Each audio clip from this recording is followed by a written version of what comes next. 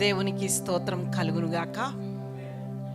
పరిశుద్ధుడైన దేవుని నామములో దేవుని సన్నిధానములో చేర్చబడినటువంటి మనము తలలు వంచుదాం. అత్యున్నత సింహాసనములో ఆసీనుడైనటువంటి ప్రభు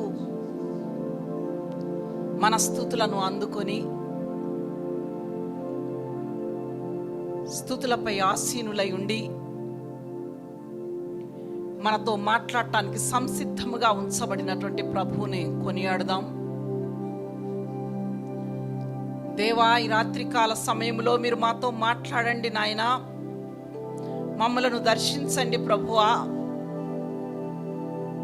నాయనా, మీ స్వరము మాకు వినిపించండి ప్రభువా. ప్రార్థించుకుందాం. ఎవరంతట వారే ప్రభువా, ఈ రాత్రిలో నన్ను దర్శించండి తండ్రి. ఆ రోజు ఎబ్బోకు రేవు దగ్గర యాకోబును దర్శించిన దేవా, ఈ రాత్రి కాల సమయంలో నన్ను దర్శించు ప్రభువా. నీ స్వరము నాకు వినిపించు ప్రభువా.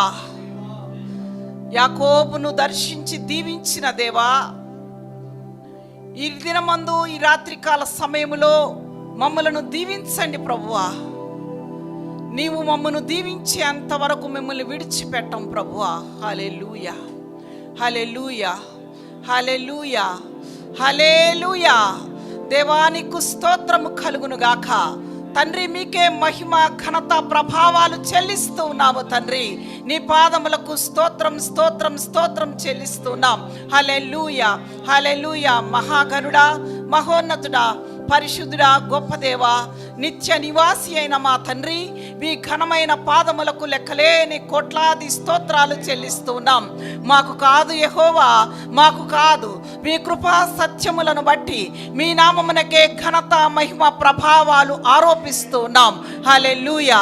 దేవా, మీకు స్తోత్రాలు చెల్లిస్తున్నాం నాయనా. ఇప్పటి వరకు మిమ్మల్ని స్తుతించి ఆరాధించాం, మిమ్మల్ని మహిమపరిచాం, మిమ్మల్ని కొనియాడాం తండ్రి. మా స్తుతులపై ఆసీనులై ఉండి నాయనా, ఇప్పుడు మీ యొక్క స్వరము కొరకు, మీ మాట కొరకు, మీ వాక్కు కొరకు నాయనా ఎదురు చూస్తున్నాం తండ్రి. నీ సాధనముగా, నీ పనిముట్టుగా, నీ దీనదాసురాలు మీ సిలువ చెంతకు రాగా మీ దాసురాలను మీరు మరుగుపరచమని వేడుకొంచున్నాను. హల్లెలూయా. తండ్రి, నీకు స్తోత్రాలు. యేసయ్యా, మీకు స్తోత్రాలు చెల్లిస్తున్నాను. మీ వాక్కులను మాకు వినిపించండి తండ్రి. మీ స్వరము మధురమైనది నాయనా. అయ్యా, మీ స్వరము మధురమైనది ప్రభువా. మీ ముఖము మనోహరమైనది ప్రభువా. నీ ముఖము మాకు కనిపించండి తండ్రి. మీకు స్తోత్రాలు. మీ స్వరమును మాకు వినిపించండి ప్రభువా. మీ పాదములకు స్తోత్రాలు చెల్లిస్తున్నాం నా తండ్రి. నీకు వందనాలు ప్రభువా. కమ్ హియర్, కమ్ దర శర సికంద లౌరియా. Praise God. లవ్ లిరిషర ధికరందరష్య. ప్రైజ్ ది ఇమింగమ బబర దిరిష్య. కమ్ హియర్, కమ్ సిస్ బల్ రష్య రస్య. ఓ మా జీసస్ లవ్ యు. రిబిక బబర శర సికమందరష్య. ప్రభువా, నీకే స్తోత్రములు కలుగును గాక. మమ్మల్ని దర్శించండి, మమ్మల్ని దర్శించండి, మాతో మాట్లాడండి ప్రభువా. నీ బిడ్డలు వేచి చూస్తూ ఉన్నారు ప్రభువా. నీకు స్తోత్రాలు నాయనా.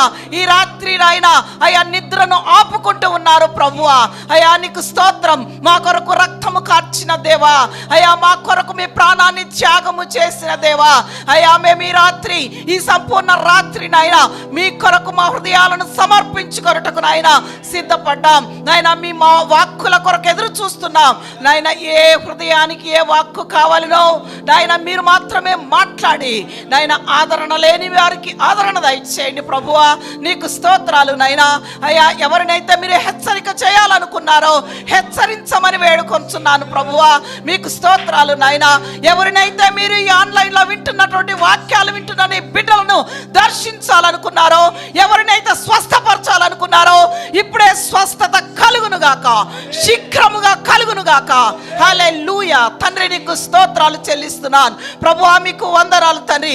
ప్రయాసపడి భారము మోసుకొనుచున్న సమస్త జనులారా నా యొద్దకు రండి, నేను మీకు విశ్రాంతిని కలుగ చేస్తానని సెలవిచ్చారు. మీ యొద్దకు వచ్చాము ప్రభువా. నీకు స్తోత్రములు చెల్లిస్తున్నాం నాయన. మమ్మలను దర్శించండి నాయన. మాతో మాట్లాడండి. సంఘములతో ఆత్మ చెప్పుచున్న మాటలు చెవులు గలవాడు వినుగాక. Hallelujah. Right is to my జిబికంద లౌరిషియా. దేవా, నీకు స్తోత్రం. స్తోత్రాలు నాయనా. అయ్యా, మేము వినగలిగే చెవులను, గ్రహించగలిగే మనస్సును మాకు దయచేసి ఈ రాత్రికాల సమయం అంతా కూడా మాతో ఉండి నాయన మమ్మల్ని ఉల్లసింపచేసి నాయన మీరు మహిమ పొంది మా కుటుంబాలను, ఇక్కడికి విచ్చేసిన నీ బిడ్డలను దర్శించి కుటుంబాలను ఆశీర్వదించవలసిందిగా నా ప్రియ ప్రభు అయిన యేసుక్రీస్తు అతి శ్రేష్టమైన నామములో అడిగి వేడుకొనుచు పొంది ఉన్నాము తండ్రి. ఆమేన్, ఆమేన్. హల్లెలూయా, హల్లెలూయా. దేవునికి స్తోత్రం కలుగునుగాక. 2-3 నా నామమందు ఎక్కడైతే కూడి ప్రార్థిస్తారో నేను అక్కడ ఉంటానని సెలవిచ్చిన దేవుడు. కాబట్టి ఈరోజు మనము దేవుని సన్నిధానములోనికి వచ్చిన మనము ధన్యులం. హల్లెలూయా. యెహోవా తమకు దేవుడు కలగల జనులు ధన్యులు అని దేవుని వాక్యం సెలవిస్తూ ఉంది. నిజంగా ఈ యొక్క సంపూర్ణ రాత్రి ప్రార్థన మన ఆత్మీయ జీవితాలకు ఎంతో ఎదుగుదల. హల్లెలూయా. ఫస్ట్ ఆఫ్ ఆల్ మరి ఈ యొక్క మినిస్ట్రీస్ని బట్టి నేను దేవునికి స్తోత్రాలు చెల్లిస్తున్నాను. యేసు విడిపించుచున్నాడు పరిచర్యను బట్టి నేను వందనాలు చెల్లిస్తూ దైవ సేవకులకు, మోహన్ సింగ్ లాజరస్ దైవజనులకు నా హృదయపూర్వకమైన వందనాలు తెలియజేస్తున్నాను. వారికి దేవుడిచ్చినటువంటి భారము ఎంతో గొప్పది.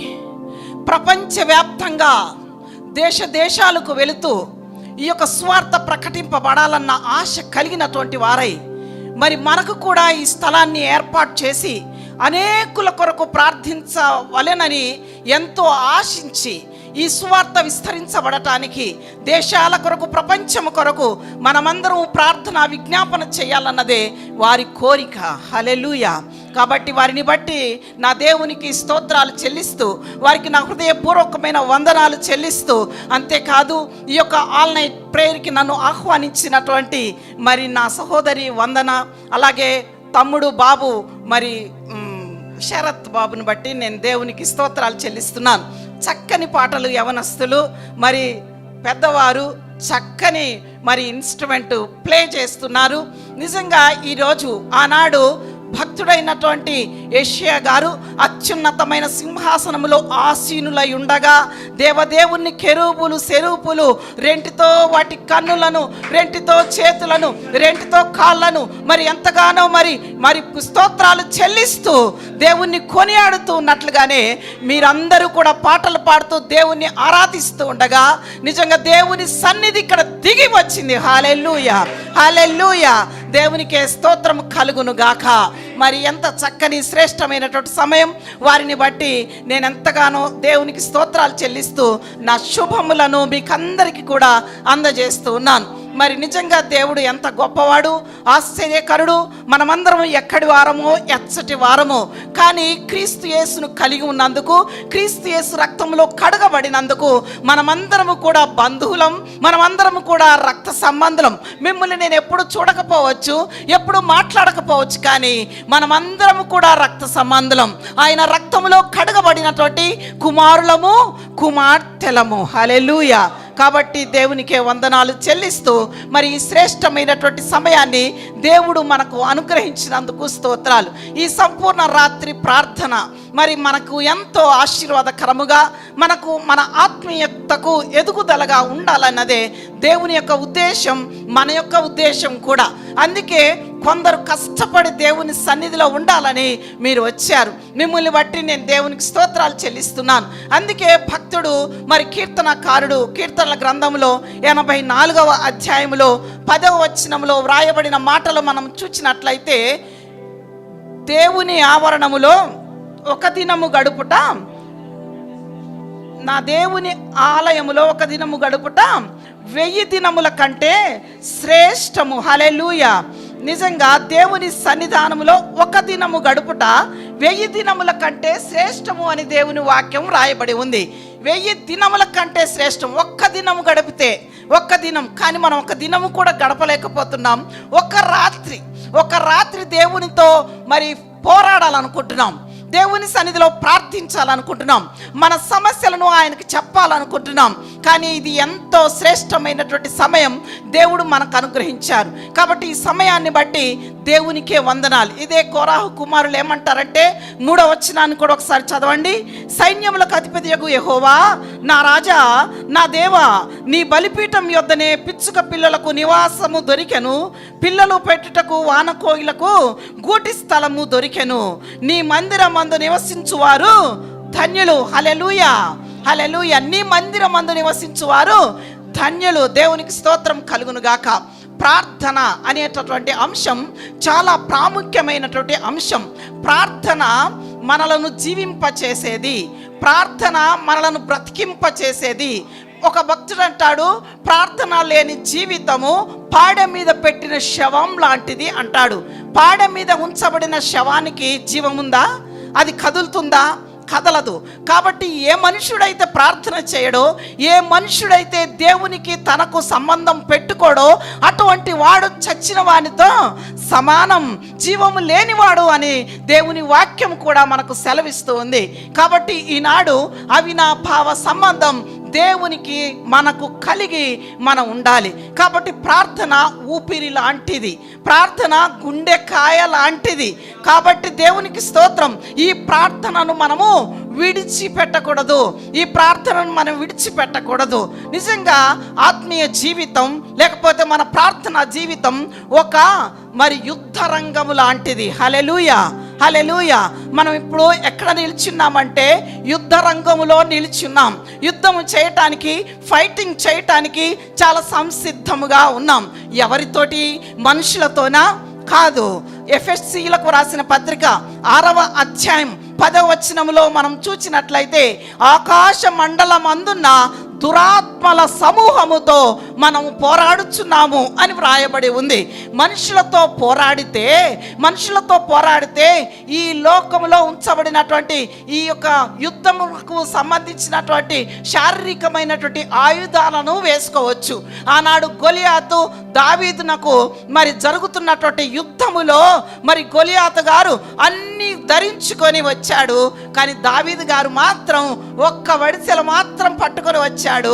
ఈ యొక్క ఫిలిస్తీయుడు ఎంత, ఆ సౌలు గారు అంటున్నారు కదా, అయ్యా నువ్వు చాలా సౌందర్యంగా ఉన్నావు, నువ్వు చాలా అందంగా ఉన్నావు, అమ్మమ్మమ్మో నువ్వు యుద్ధం చేయటానికి వీల్లేదు, నువ్వు చచ్చిపోతావు అని అంటే, అయ్యా ఒక్కసారి నా మాట వినండి, నేను అరణ్యములో మా తండ్రి గారి గొర్రెలను కాచినప్పుడు ఎలుగు వంటి వచ్చింది, సింహం వచ్చింది, తోడేలు వచ్చింది, వీటన్నిటిని సునాశనంగా పట్టి చీల్చి చంపి పడేశాను. కానీ ఈ సున్నతి లేని ఫిలిస్తీయుడు ఏ పాటివాడు? హల్లెలూయా, హల్లెలూయా. కాబట్టి నన్ను విడిచిపెట్టండి, నేను ఆ యొక్క శత్రువుతోటి నేను పోరాడతానని చిన్న బాలుడైనటువంటి దావీదు శపథం చేశాడు. శపథము చేసి విడిచిపెట్టగానే ఒక ఒడిసెను మాత్రమే పట్టుకున్నాడు.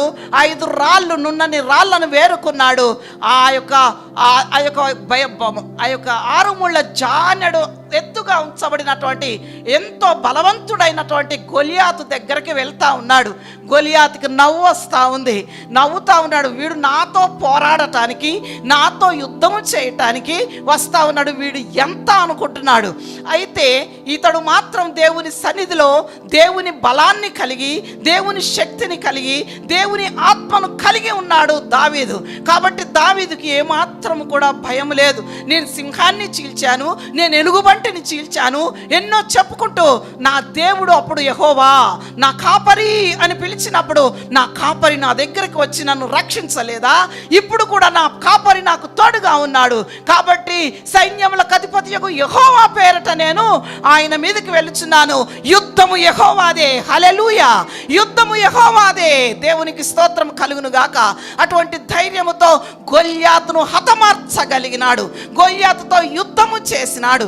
ఈనాడు కూడా సాతాను అనే శత్రు రాజు ఎవరిని మృంగుదునా అని అది గర్జించు సింహము వలె పేతురు పత్రిక 5వ అధ్యాయము 8వ వచనములో మీరు నిబ్బర బుద్ధి కలిగినటువంటి వారై మెలకువగా ఉండి ప్రార్థన చేయండి. ఎందుకో తెలుసా? అపవాది గర్జించు సింహము వలె ఎవరిని మృంగుదునని మీ యొక్క గృహాలకు వస్తుంది, మీ యొక్క కిటికీల ద్వారము గుండా, మీ యొక్క ద్వారాల గుండా అది బయలుదేరి మీ గృహంలోనికి వస్తుంది. జాగ్రత్త సుమా. ఈ యొక్క బైబిల్ గ్రంథాన్ని మనం గమనించినట్లయితే మెలకువ, ప్రార్థన అనేటటువంటి విషయాలు చాలా ఎక్కువగా వ్రాయబడి ఉంటాయి. ప్రభువైన యేసుక్రీస్తు వారు కూడా చెప్పిన విషయం ఏంటంటే, మీరు శోధనలో ప్రవేశించకుండానట్లుగా మెలకువ కలిగి ప్రార్థన చేయమని దేవుని వాక్యం సెలవిస్తూ ఉంది.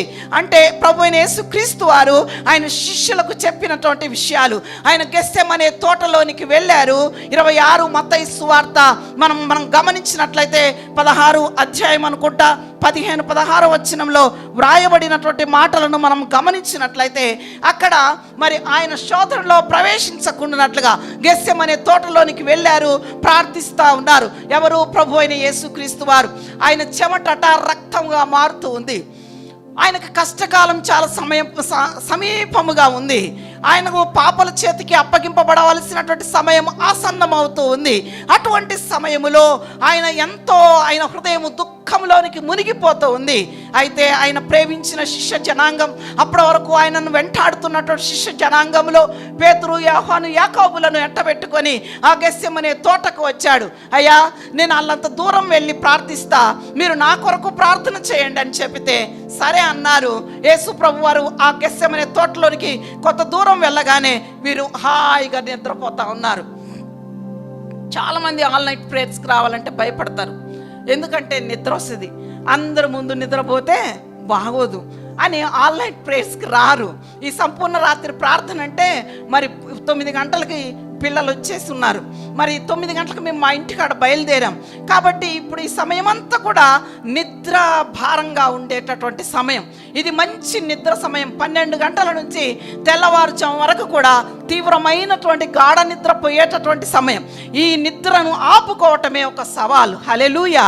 కాబట్టి అక్కడ ప్రభు అయిన యేసుక్రీస్తు వారు మరి ప్రార్థిస్తూ నా కొరకు కొద్దిసేపు మెలకువగా ఉండి ప్రార్థన చేయమని చెప్తారు. చెప్పినప్పుడు ఆ ప్రభు వెళ్ళిపోయిన తర్వాత మళ్ళీ వీళ్ళు నిద్రపోతూ ఉంటారు. మరొక రెండవసారి వచ్చి, అయ్యా, నా గడియ సమీపించి ఉన్నది, మీరు నా కొరకు కొద్దిసేపు మెలకువగా ఉండలేరా? బ్రతిలాడుతూ ఉన్నారు. నా కొరకు కొద్దిసేపు మెలకువగా ఉండి ప్రార్థన చేయలేరా? మళ్ళీ వెళ్ళిపోయాడు. మళ్ళీ వచ్చారు. మళ్ళీ వచ్చి ఆ యొక్క శిష్య జనాంగాన్ని చూస్తూ ఉండినప్పుడు వాళ్ళు హాయిగా నిద్రపోతూ ఉన్నారు. సరే, ఇక నిద్రపోయి అలసట తీర్చుకోండి, ఇంకా చాలు, నా సమయం వచ్చేసింది, నేను మనిషి కుమారుడు పాపుల చేతికి అప్పగింపబడే సమయము వచ్చేసింది, నేను వెళుతున్నాను. హల్లెలూయా, దేవునికి స్తోత్రం. కానీ మన ప్రభు అయినటువంటి యేసుక్రీస్తు వారు మనల్ని ఎంత ప్రేమించారు. ఆ ప్రభు అయిన యేసుక్రీస్తు వారు ఆనాడు శిష్య జనాంగాన్ని ఎంత ప్రేమించారు. ఎన్నో అద్భుత కార్యాలు చేశాడు. వారు ఏది చెప్తే అది మరి ఆయన చేయగలిగారు. వారిని వెంట పెట్టుకొని ఆయన తీసుకొని వెళ్ళగలిగారు.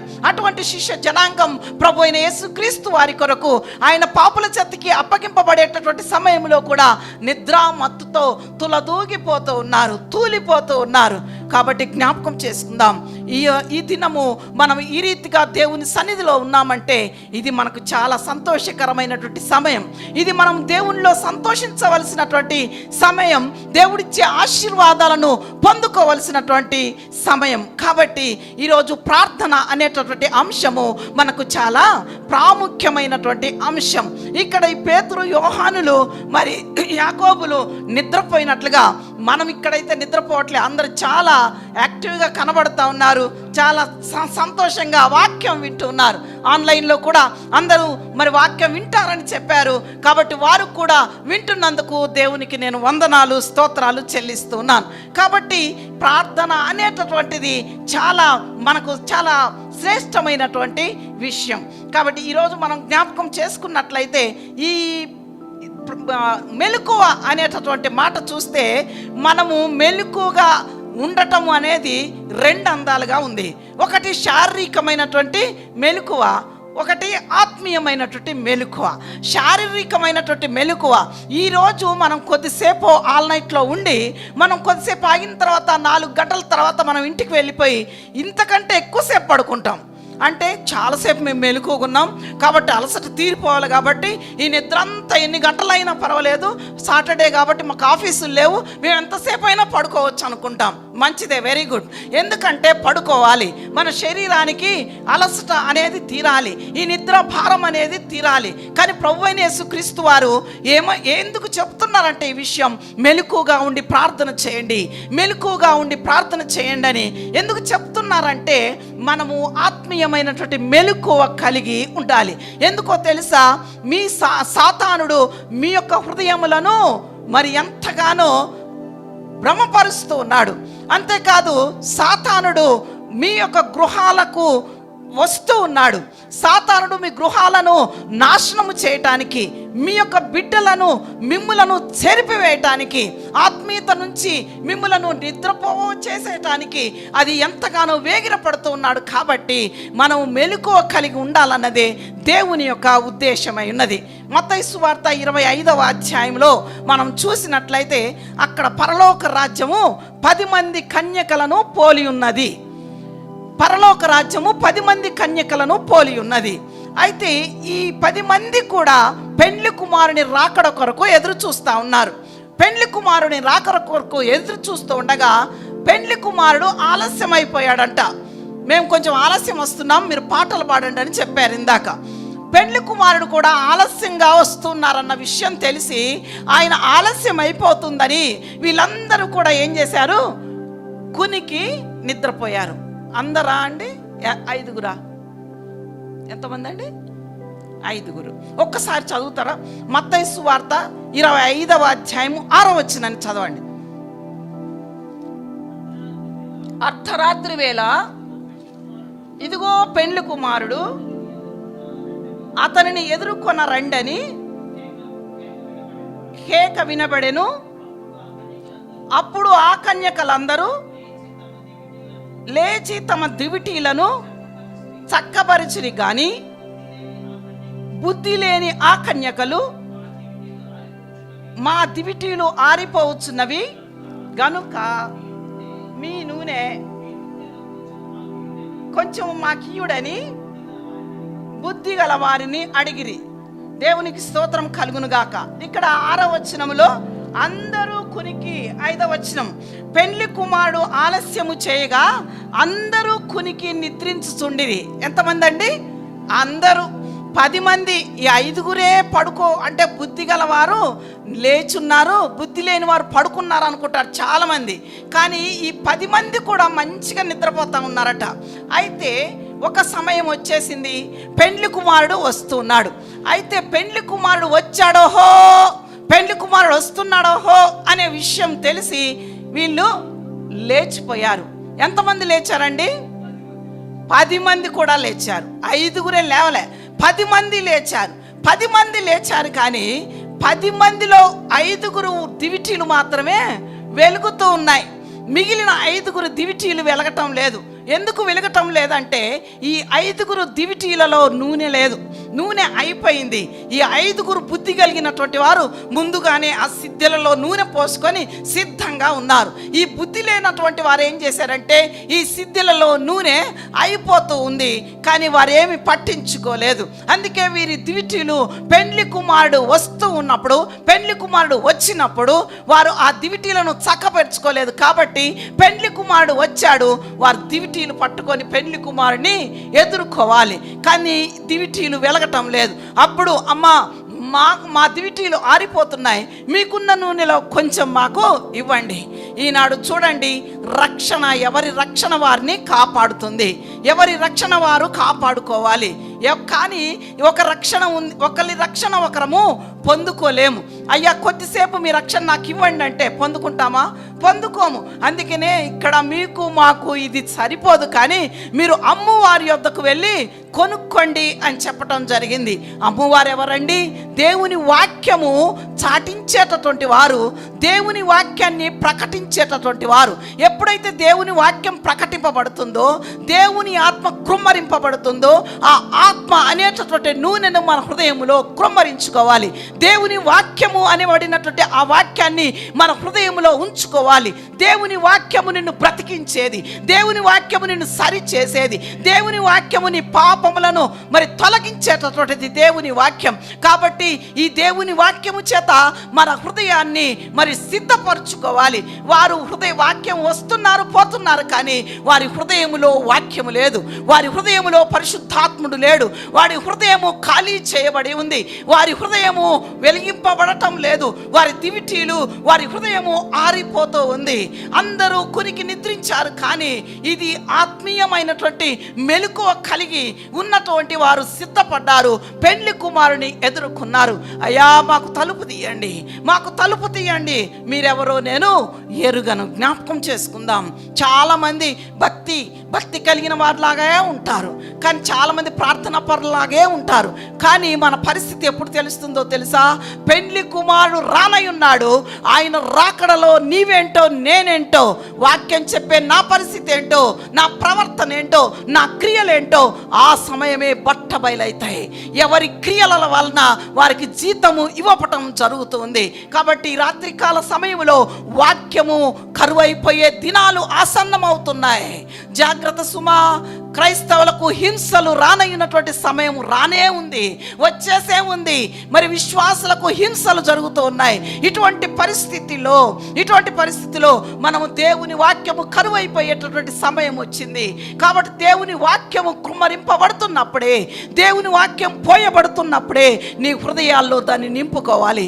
జీవవాక్యం ఈ గ్రంథం దొరుకుతుండినప్పుడే దీన్ని చక్కగా చదవాలి. ఈ గ్రంథాన్ని చదివితే, ఈ గ్రంథాన్ని కంఠస్థం చేస్తే నువ్వు ఎక్కడికి వెళ్ళినా, ఏ స్థలానికి వెళ్ళినా దేవుని వాక్యాన్ని నువ్వు చెప్పగలవు. ఈ వాక్యం ద్వారా నీ హృదయాన్ని శుద్ధి చేసుకొనగలవు. వాక్యం ద్వారా హృదయం శుద్ధి చేయబడుతుంది. కాబట్టి హృదయాన్ని శుద్ధి చేసుకొనగలం. కాబట్టి ఈ వాక్యాన్ని కంటత పెట్టుకోవాలి. ఈ వాక్యాన్ని దినము ధ్యానించాలి. ఈ వాక్యం ద్వారా మన హృదయాలను సరి చేసుకుంటే మనం రానయ్యున్నటువంటి పెండ్లి కుమారుడు అనబడినటువంటి దేవదేవుడు పరలోకమును గగనము చీల్చుకొని రానయ్యుంటుండగా ఆ ప్రభుతో కూడా మనము కలిసి, ఆయనతో కూడా మనము కలిసి ఉండటానికి మనము అర్హులముగా ఎంచబడతాం. ఇదిగో హృదయం అనే ద్వారమునొద్ద, మరి ప్రకటన గ్రంథం 3:20 ఇదిగో ద్వారమునొద్ద నిలుచుండి తట్టుచున్నాను, ఎవడైనను నా స్వరము విని తలుపు తీసినట్లయితే అతనితో నేను నాతో అతడు కలిసి భోజనము చేస్తాం. హల్లెలూయా, హల్లెలూయా. ఆ ద్వారం హృదయం అనే ద్వారం. ఈ హృదయం అనే కవాటాన్ని మనం తెరవాలి. అయ్యా నా హృదయాన్ని తెరుస్తున్నాను ప్రభువా, ఈ రాత్రికాల సమయంలో నా హృదయాన్ని, నా ద్వారాన్ని తెరుస్తున్నాను ప్రభువా. అయ్యా నీ వాక్యం నా హృదయంలో ఉంచండి నాయన. నీ వాక్యము నాకు బ్రతికిచ్చేది నా ప్రభువా, నీ వాక్యము నాకు జీవాన్ని ఇచ్చేది ప్రభువా, నీ వాక్యము నాకు ఆరోగ్యాన్ని ఇచ్చేది ప్రభువా.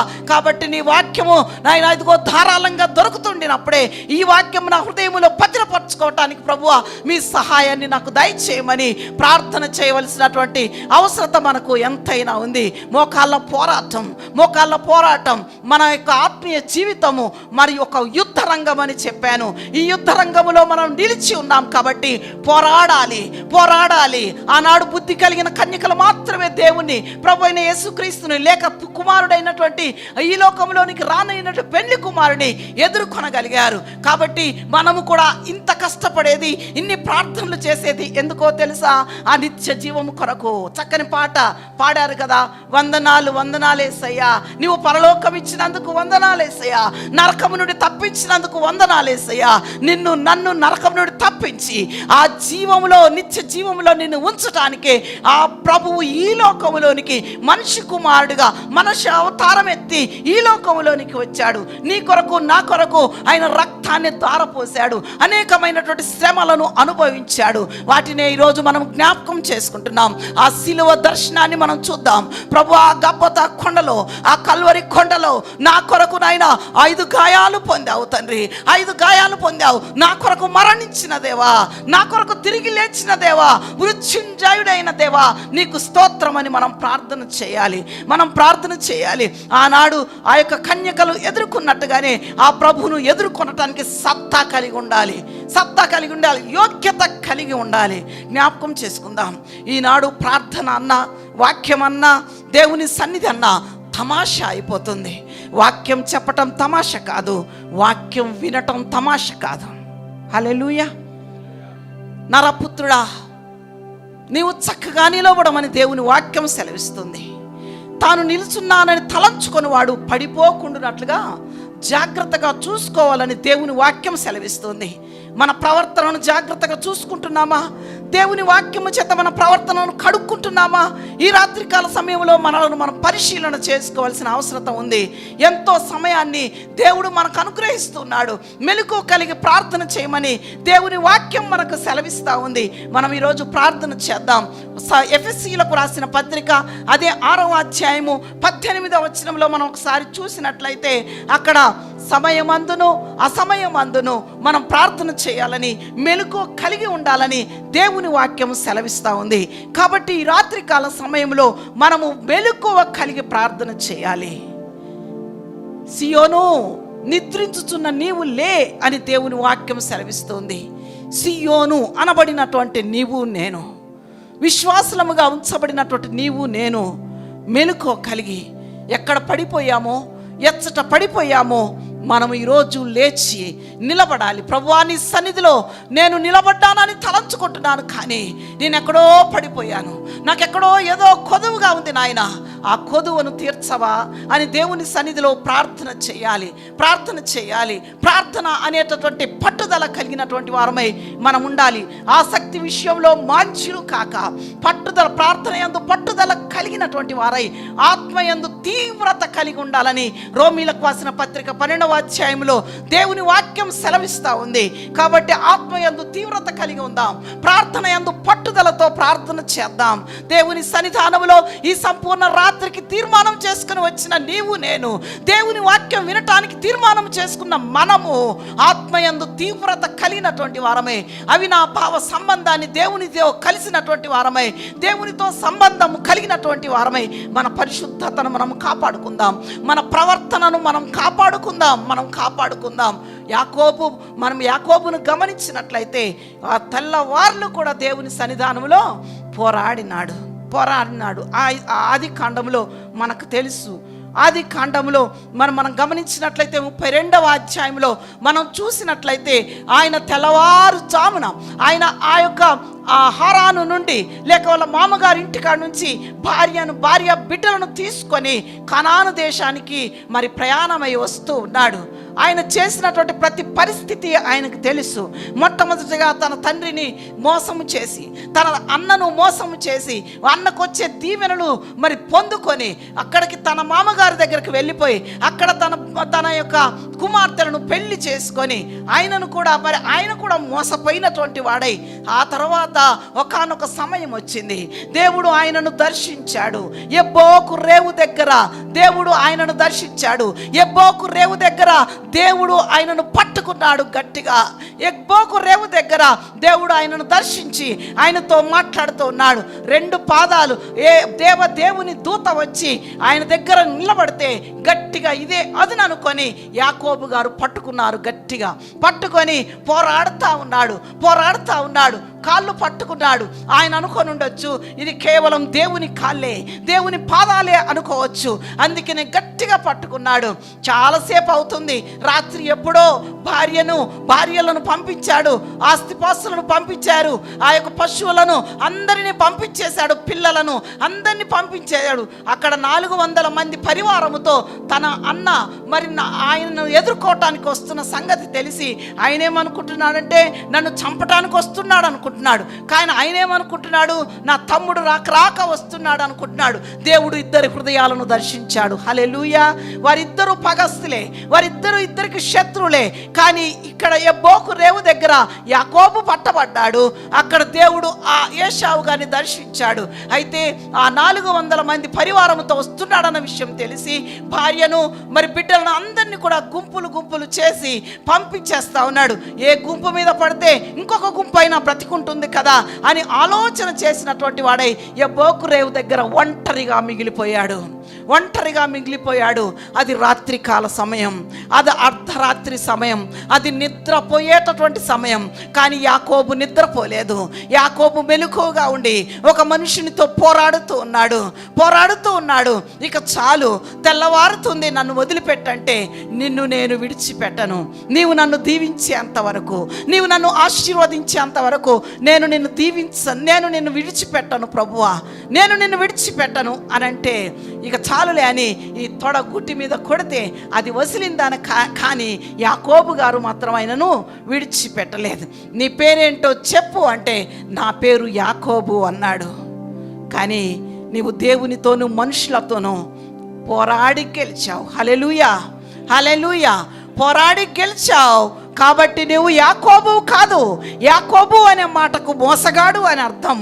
కానీ నువ్వు యాకోబు, నువ్వు మోసగాడివి కాదు. ఇక నుంచి నువ్వు ఇశ్రాయేల్. హల్లెలూయా, హల్లెలూయా. దేవునికి స్తోత్రం కలుగును గాక. నీవు ఇశ్రాయేలువి, నీవు దేవునితో పోరాడి గెలిచినటువంటి వాడివి, విజయము పొందుకున్నటువంటి వాడివి, దేవుని నుండి దీవెనలు పొందుకున్నటువంటి వాడివి. నేను నీకు తోడుగా ఉంటాను, నీవు ధైర్యంగా వెళ్ళు. అన్నగారిని ఎదుర్కొన్నాడు. ఇద్దరు ఒకరినొకరు కౌగలించుకున్నారు. ఎంతో ప్రేమ, ఆప్యాయత. అన్నయ్య నన్ను క్షమించు, తమ్ముడు ఏం పర్వాలేదు, ఇదిగో అన్నయ్య దేవుడు నన్ను ఆశీర్వదించాడు, ఇదిగో నా ఆస్తిలో నీకు కానుకలు తెచ్చాను. వద్దు నాయనా, నిన్నే కాదు దేవుడు నన్ను కూడా ఆశీర్వదించాడు. ఇద్దరు సంధి చేయబడ్డారు. ఇద్దరు ఒకరినొకరు చూసుకున్నారు. అన్నయ్య నిన్ను చూస్తే దేవుణ్ణి చూసినట్లుగా ఉంది, తమ్ముడు నిన్ను చూస్తే కూడా అలాగే. ఎంత సమాధానం అండి. ఎవరైతే ప్రార్థిస్తారో, ఎవరైతే దేవుని సన్నిధిలో మోకరిస్తారో, ఎవరైతే దీవెనకరంగా దేవుని దృష్టిలో ఉంటారో అట్టి వారి కుటుంబం సమాధానపరచబడుతుంది. ప్రియమైన దేవుని బిడ్డలారా, ఈరోజు మీ కుటుంబంలో సమాధానము లేదా? నీ భార్యతో సమాధానము లేదా? నీ భర్తతో సమాధానము లేదా? నీ కుమారునితో నీకు సమాధానము లేదా? నీ తండ్రితో కుమారుడా నీకు సమాధానము లేదా? ఇప్పుడే యెబోకు రేవు దగ్గర దేవుడు దర్శించాడు యాకోబును. ఈనాడు నిన్ను దర్శిస్తున్నాడు, మనల్ని దర్శిస్తున్నాడు. ఆయన పట్టబడ్డాడు, దేవుని పాదాలు పట్టుకున్నాడు. నన్ను క్షమించు, నా పాపాలు క్షమించు నాయనా, నేను తప్పు చేశాను, నేను పొరపాటు చేశాను, నా పాపాలు క్షమించు అన్నాడు. పాపాలు క్షమించబడ్డాయి. ఆయనకు సమాధానము దొరికింది. తన అన్నయ్యతో సమాధానపరచబడ్డాడు. ప్రియమైన దేవుని బిడ్డలారా, వాక్యం వింటున్నటువంటి దైవజనమా, ఈరోజు నీ కుటుంబంలో సమాధానము లేకపోతే దేవుని పాదాలు పట్టుకో, దేవునితో పోరాడి గెలవాలి. హల్లెలూయా, హల్లెలూయా. నీకు సమాధానం, మీ కుటుంబాలకు సమాధానము కలుగును గాక, మీ కుటుంబాలను దేవుడు దీవించును గాక. హల్లెలూయా, హల్లెలూయా. సాతాను కుతంత్రములకు అపజయము కలుగును గాక. హల్లెలూయా జీసస్. దేవునికి స్తోత్రం కలుగును గాక. యాకోబును దీవించిన దేవుడు ఈరోజు ఈ రాత్రిలో నిన్ను నన్ను దర్శిస్తూ ఉండగా ఆయన ఆశీర్వాదాలను పొందుకోవటానికి ఇష్టపడదామా? సమాధానం పడటానికి ఇష్టపడదామా? ఆ యాకోబు గారు ఎంతో సంతోషించి ఆయన లేచి, నా దేవుడు నన్ను దర్శించాడు, నా దేవుడు నన్ను దీవించాడని చెప్పి ఒక బలిపీఠము కట్టించాడు. బలిపీఠము కట్టించి 33వ అధ్యాయం 20వ వచనంలో నిర్గమకాండంలో, ఆది కాండంలో వ్రాయబడి ఉంటుంది. దేవుడు ఆయనను దర్శించిన తర్వాత ఆయన చేసినటువంటి మేలులను బట్టి, ఆయన దేవుడు చేసిన మేలులను బట్టి చక్కగా ఒక బలిపీఠమును కట్టాడు. బలిపీఠము కట్టి ఏమంటున్నాడో తెలుసా? ఆ బలిపీఠానికి పేరు పెట్టాడు ఏల్ ఎలోహీ. ఏల్ ఎలోహీం, ఇశ్రాయేలు దేవుడే దేవుడు. ఆయనే ఇశ్రాయేలు పాపాలను క్షమించినవాడు, ఆయనే మానవాళి పాపాలను క్షమించువాడు. ఆయనే గొప్ప దేవుడు, ఆయనే శక్తివంతుడు. హల్లెలూయా. ఆయనను ఎంతగానో మరి శక్తివంతమైన దేవుణ్ణి పొగుడుతూ ఉన్నాడు. హల్లెలూయా. కాబట్టి ఈ యొక్క రాత్రికాల సమయంలో నీవు ఒక బలిపీఠము, ప్రార్థన అనే బలిపీఠమును కడుతున్నావా? వాళ్ళు ప్రార్థన చేస్తున్నారులే నాకెందుకు అంటున్నావా? వారిని స్తుతిస్తున్నారులే నాకెందుకు అంటున్నావా? కాదు కాదు. మన స్తుతులను దుర్గముగా చేసుకొని, మన స్తుతులపై ఆసీనుడై ఉండి నిన్ను నన్ను దీవించే దేవుడు. ప్రతి ఒక్కరూ దేవుణ్ణి స్తుతించాల్సిందే. ప్రతి ఒక్క నాలుక దేవుణ్ణి స్తుతించి ఆరాధించవలసిందే. ప్రతి వాని మోకాలు దేవుణ్ణి స్తుతించి తీరవలసిందే. హల్లెలూయా. దేవునికి స్తోత్రం కలుగును గాక. ఈ రాత్రికాల సమయం దేవుడు మనకిచ్చినటువంటి సమయం.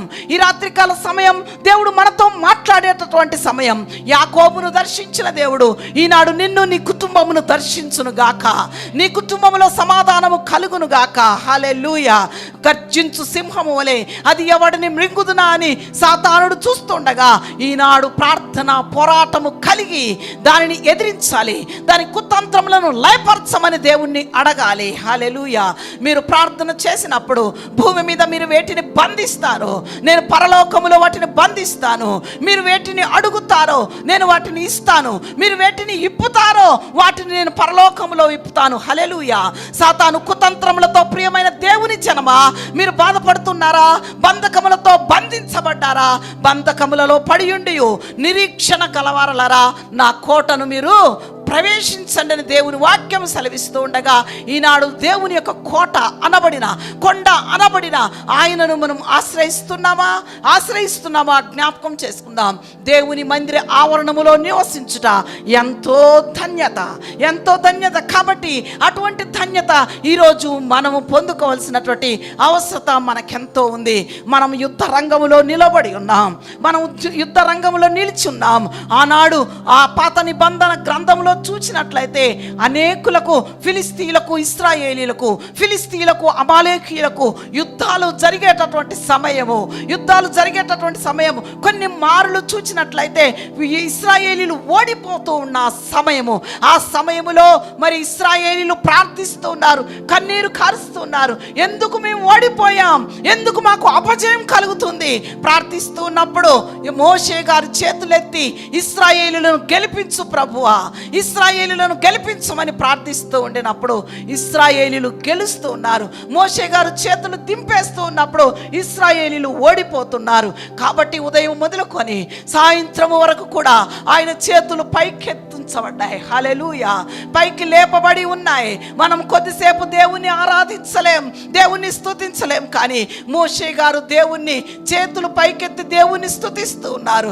ఇశ్రాయేలీల గెలుపు కొరకు, ఇశ్రాయేలీల విజయము కొరకు దేవుని సన్నిధిలో ప్రార్థిస్తూనే ఉన్నాడు. ఆయన చేతులు బరువెక్కిపోయినాయి.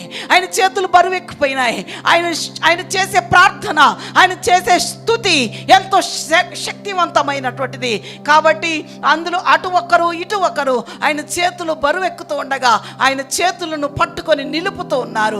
ఇశ్రాయేలీలు గెలిచేంత వరకు కూడా మోషే చేతులు పైకెత్తబడ్డాయి. హల్లెలూయా. గొప్ప నాయకుడు మోషే, దేవుని ఇల్లంతటిలో నాయకుడు మోషే, దేవుని ఇల్లంతటిలో నమ్మకమైన వాడు మోషే, ఇల్లంతటిలో ఎంతో మోషే సాత్వికుడు అయినటువంటి వాడు మోషే. కాబట్టి మోషే ప్రార్థన ఆలకించి ఇశ్రాయేలీలకు విజయము కలిగింది. యెహోవా నిస్సి ఒక బలిపీఠమును కట్టాడు.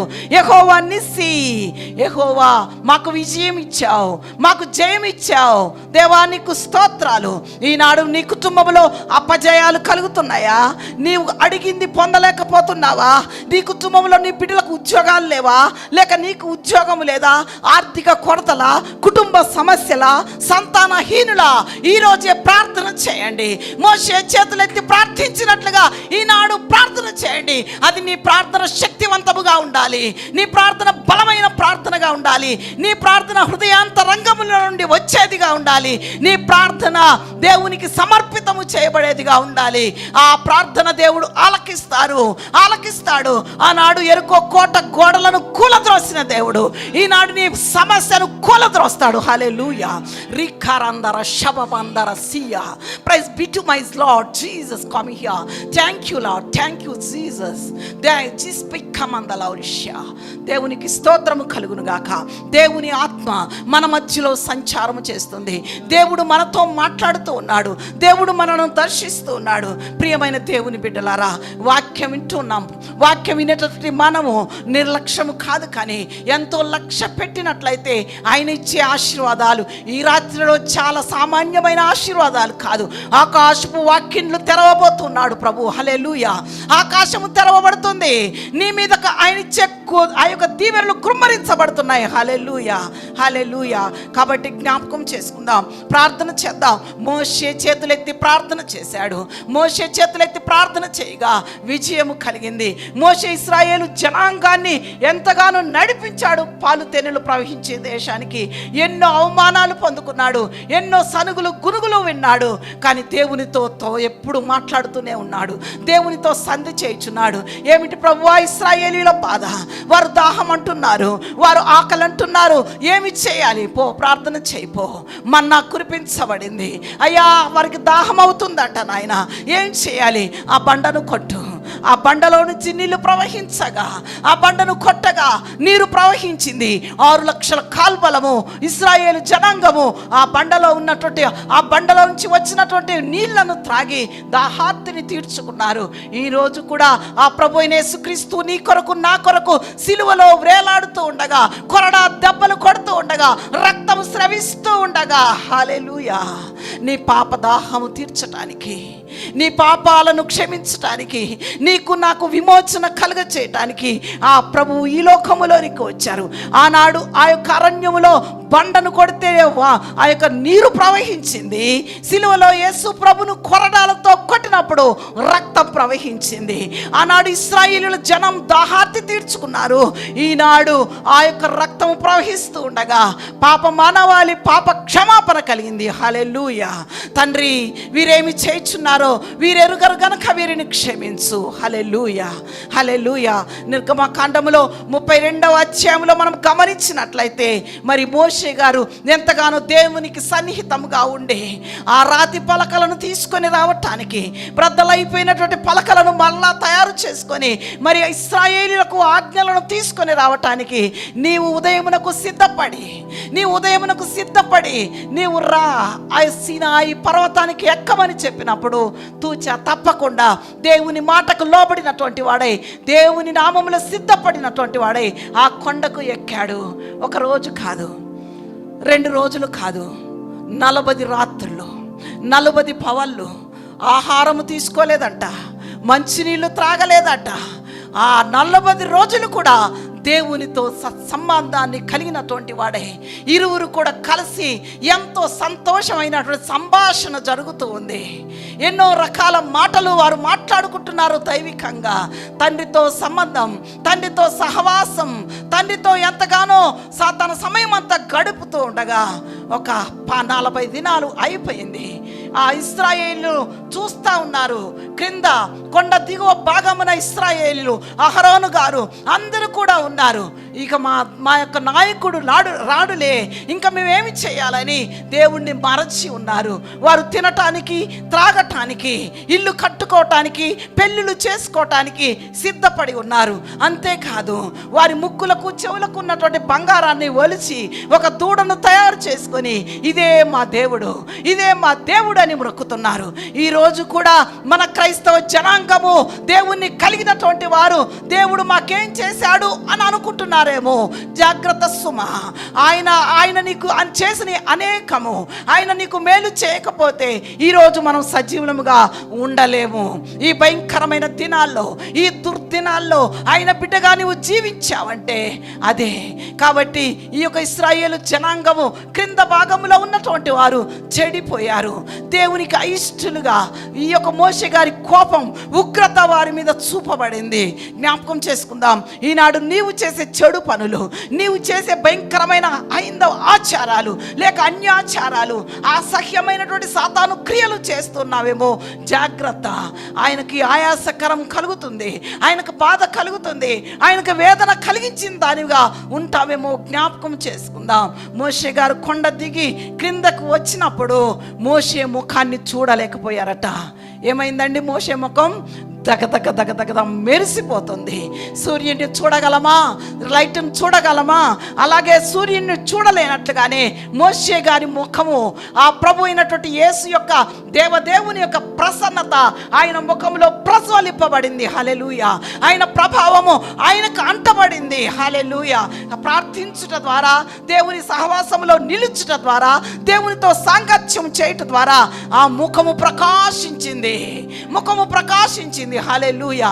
ఈనాడు నీ ముఖం ప్రకాశిస్తుందా? ఎప్పుడు ఏదో పోగొట్టుకున్న దానిగా, పోగొట్టుకున్న వాడిగా దుఃఖపడుతున్నావేమో, ఆందోళన చెందుతున్నావేమో. నో, ఇష్టం లేదు దేవునికి ఆ కార్యం. అలాగ ఉండటానికి ఇష్టం లేదు. ప్రభు నందు ఆనందించుడి. మరలా చెప్పుదును, ఆనందించుడి. మనుషులకు ఎన్నో సమస్యలు ఉంటాయి, ఎన్నో బాధలు ఉంటాయి. నాకు కూడా చాలా బాధలు ఉన్నాయి. కానీ ఎప్పటి నుండో, ఎంతో కాలం నుంచి మాకు వివాహమై 7 సంవత్సరాలైంది. పిల్లలు లేరు. మా అత్తగారి గృహంకి వెళితే ఇంకా ఈమెకి పిల్లలు పుట్టరంటే అనేవాళ్ళు. ఎక్కడికి వెళ్ళినా నీకు పిల్లలు పుట్టరని చెప్పారు. ఏం చెయ్యాలి? దేవుని సన్నిధానంలో 3 దినాలు ఉపవాస దినాన్ని ప్రకటించుకున్నాను. దేవుని ఆలయంలోనే కూర్చున్నాను. మా భర్త గారు, నేను, ఇంకా 2 సహోదరీలు నాతో వచ్చారు. ప్రభువా, నీకు అసాధ్యమైన కార్యం ఏది లేదు ప్రభువా. తండ్రి, హన్నా ప్రార్థన ఆలకించి హన్నా గర్భము తెరిచిన దేవా. జకరియా భార్య ఎలిసబెత్ ప్రార్థన, జకరియా ప్రార్థన ఆలకించి ఎలిసబెత్ గర్భము తెరచిన దేవా. శారా గర్భమును తెరచిన దేవా. మృతతుల్యమైన ఆ గర్భాలు తెరిచావే, నా గర్భము తెరవా తండ్రి. నీవు నాకు ఒక కుమారుణ్ణి ఇస్తే నీకు ఇస్తానని ప్రార్థన పోరాటం చేశాను. హల్లెలూయా, హల్లెలూయా. చిన్న యవన కాలంలో ఆహారము మాని, నీళ్లు మాని 3 దినాల ప్రార్థన, 3 దినాల ఉపవాస ప్రార్థన నా దేవుడు ఆలకించాడు. హల్లెలూయా, హల్లెలూయా. నా దేవుడు నా గర్భమును తెరచాడు. హల్లెలూయా, హల్లెలూయా. వెంటనే నా దేవుడు నా గర్భమును తెరచి ఒక అద్భుతమైన కార్యం చేశాడు. ఒక చక్కని కుమారుని నాకు ఇచ్చాడు. ప్రభువా, నేను ఇస్తే నీకు ఇస్తా అని చెప్పాను. కానీ నేను మరచిపోయి ఉన్నానేమో. నేనేమనుకున్నానంటే, నా కుమారుడు ఒక మంచి ఉద్యోగం చేస్తూ సేవ చేయాలనుకున్నా. కానీ నా కుమారుడు పెద్దవాడు అవుతున్నాడు, పెరిగి పెద్దవాడై బీటెక్ అయిపోయింది. కాకినాడలో జేఎన్టీలో ఫ్రీ సీట్ వచ్చింది. మంచి మార్కులు వచ్చాయి, ఫ్రీ సీట్ వచ్చింది. చదువుకున్నాడు, బయటపడ్డాడు, హైదరాబాద్ వచ్చాడు. ఉద్యోగం కొరకు మేము ప్రార్థిస్తుండగా ఆయన బాధ అంతా కూడా నేను దేవుని సేవ చేయాలి. యవనస్తుడు బీటెక్ పూర్తి చేసుకోగానే ఒకసారి స్కూటర్ వేసుకొని ప్రార్థనకి వెళ్ళి వస్తుంటే పెట్రోల్ అయిపోయిందంట. చేతులు డబ్బులు లేవంట జేబులో. ఏం చెయ్యాలా ప్రభువా, నేనేం చేయాలి? ప్రార్థన అలాగే నిలబడి, ప్రభువా ఇంటి వరకు తీసుకొని వెళ్ళండి నాయన, నన్ను ఒక్కసారి జ్ఞాపకం చేసుకో. నా చేతిలో పైసలు లేవు ప్రభువా, నీ సేవకు వచ్చాను నాయన, నేను తిరిగి వెళ్తున్నాను ప్రభువా. ప్రార్థన చేసుకొని స్కూటర్ స్టార్ట్ చేస్తే స్టార్ట్ అయింది. ఇంటి వరకు క్షేమంగా వెళ్ళాడు. హల్లెలూయా. అదే సేవను కొనసాగిస్తున్నాడు, అదే సేవను, అదే పరిచర్యను కొనసాగిస్తున్నాడు. హల్లెలూయా, హల్లెలూయా. కాబట్టి జ్ఞాపకం చేసుకుందాం. దేవుని సన్నిధానంలో మొరపెట్టినప్పుడు, దేవుని సన్నిధానంలో ప్రార్థించినప్పుడు, అది ఎటువంటి సమస్య అయినా, యెహోవాకు అసాధ్యమైనది ఏదైనా కలదా? ఏది లేదు. కాబట్టి దేవుని సన్నిధానంలో అనేకమైనవి మనం పొందుకోవచ్చు. జ్ఞాపకం చేసుకుందాం. మోషే ప్రార్థన ఆలకించిన దేవుడు, మోషేను నాయకుడిగా ఎంచుకున్న దేవుడు ఈనాడు నీ కుమారుని, నీ కుమార్తెను, నీ కుటుంబంలో ఉన్నటువంటి వారిని, నిన్ను ఒక సాధనము, ఒక పనిముట్టుగా, ఒక ఇన్స్ట్రుమెంట్గా. హల్లెలూయా. ఇక్కడ చూసినట్లయితే ఎంతో హ్యాపీ అనిపించింది, నాకు ఎంతో సంతోషం అనిపించింది. ఈ సమయంలో, ఆ వయసులో ఈ కీబోర్డ్ ప్లే చేస్తుంటే దేవుడు ఎంత హ్యాపీగా ఫీల్ అవుతున్నారు. హల్లెలూయా. దేవుడు ఎంత సంతోషపడుతున్నారు. హల్లెలూయా. మీరు పాటలు పాడి వర్షిప్ చేస్తుంటే ఆ దేవుని దూతలు ఎంత ఆనందిస్తున్నాయి. ఆ దేవుడు పరలోకమందు దేవుడు మరి ఎంత సంతోషపడుతున్నాడు. హల్లెలూయా. జ్ఞాపకం చేసుకుందాం. నీ ఒక పనిముట్టువి, నీ ఒక సాధనానివి. నీవు సమర్పించుకుంటే, దేవా ఇదిగో నేను సమర్పించుకుంటున్నాను, ఒక్క మాట అని విడిచిపెట్టండి. నేను ఒక్క మాట తెలియనప్పుడు నేను ఒక్క మాట అన్నా, నీవు నా గర్భం తెరిస్తే, నాకు కుమారుడిని ఇస్తే నీకు ఇచ్చేస్తా ప్రభు అన్నా. కానీ నేను ఉద్యోగం చేయాలి, నా కొడుకు ఉద్యోగం చేస్తే మరి నా మమ్మల్ని ఎవరు పోషిస్తారు అనుకున్నాను. కానీ నా కొడుకు మాత్రం దేవుని యొక్క జీలుంది. హల్లెలూయా. దేవుడు ఆ ప్రభావం అందులో పెట్టి పుట్టించాడు. హల్లెలూయా, హల్లెలూయా. కాబట్టే ఈరోజు ఇన్స్ట్రుమెంట్స్ ఫర్ క్రైస్ట్ మినిస్ట్రీస్ అని ఒక మినిస్ట్రీని ఆయన చేస్తూ ఉన్నాడు. అనేక ప్రాంతాలకి నశించిపోయే యవనస్తులను అనేకులను రక్షించడానికి ఒక సాధనముగా ఏర్పాటు చేసుకొని ఈ పేరు పెట్టుకున్నాడు. ఇన్స్ట్రుమెంట్గా, ఒక సాధనముగా, ఒక పనిముట్టుగా వాడబడాలి. నాతో పాటు నా యవనస్తులు వాడబడాలి. ఎవరు కూడా చెడిపోవటానికి వీల్లేదు. చూస్తూ ఉండగా మా కళ్ళ ముందు ఎంతోమంది యవనస్తులు తల్లిదండ్రులు వచ్చి, బాబు పాల్, నా కొడుకుని కొంచెం నువ్వు తిప్పుకో నాయన, నా కొడుకు కొంచెం ప్రార్థన నేర్పించు నాయన, నా కొడుకుని నీ రూమ్లో పెట్టుకో నాయన, నీ లక్షణాలు అబ్బుతాయి. మీ మదర్, మీ ఫాదర్ దైవ సేవకులు కాబట్టి నీకు అది వచ్చింది. నీతో ఉంటే నా పిల్లలు కూడా బాగుపడతారు. హల్లెలూయా, హల్లెలూయా. జ్ఞాపకం చేసుకుందాం. ఈనాడు అటువంటి ధన్యత, మన గర్భము ధన్యంగా ఉండటానికి మన దేవుని సన్నిధిలో మన బిడ్డల కొరకు కన్నులలో నుండి కన్నీళ్లు ఒలుకులాగున ప్రార్థన చేయాలి. విలాప వాక్యాల్లో 2వ అధ్యాయంలో ఉంది, మీ కన్నులలో నుండి కన్నీళ్లు ఒలకాలంట. మీ కనురెప్పలను కునకనియొద్దని దేవుని వాక్యం సెలవిస్తుంది. ఎందుకో తెలుసా? సాతానుడు మీ యవనస్తులైనటువంటి బిడ్డలను, యవనస్తులైన కొడుకులను, యవనస్తులైనటువంటి వారిని ఎంతగానో నాశనం చేయటానికి దానికి సమయం కొంచెమే ఉందని అది ఎంతగానో ఎదురు చూస్తూ ఉన్నాడు. పాడు చేయటానికి దాని వశంలో పడకూడదు. దాని యొక్క వశంలో మనం ఎంత మాత్రము కూడా పడకూడదు. మనం ఓడిపోకూడదు. మనం విజయం పొందుకోవాలి. ప్రభువా, ఈ లోకంలో నీ బిడ్డగా జీవిస్తున్నాను నాయన, నీ బిడ్డగా జీవిస్తున్నాను ప్రభువా, నీ ఆత్మతో నన్ను నింపుకో, నా కుటుంబాన్ని నింపుకో ప్రభువా స్తోత్రం అని మనం ప్రార్థన చేయాలి. మనం ప్రార్థిస్తూ ఉండగా దేవుడు కార్యాన్ని జరిగించేవాడు ఆయనే. హల్లెలూయా. కాబట్టి జ్ఞాపకం చేసుకుందాం. తల్లులముగా, లేక తండ్రులముగా, లేకపోతే తమ్ముళ్ళుగా, కొడుకులుగా, బిడ్డలుగా మనమందరము చేయవలసింది కన్నీటి ప్రార్థన, మెలకువ ప్రార్థన, సంపూర్ణ రాత్రిలో దేవునితో పోరాడేటటువంటి ప్రార్థన.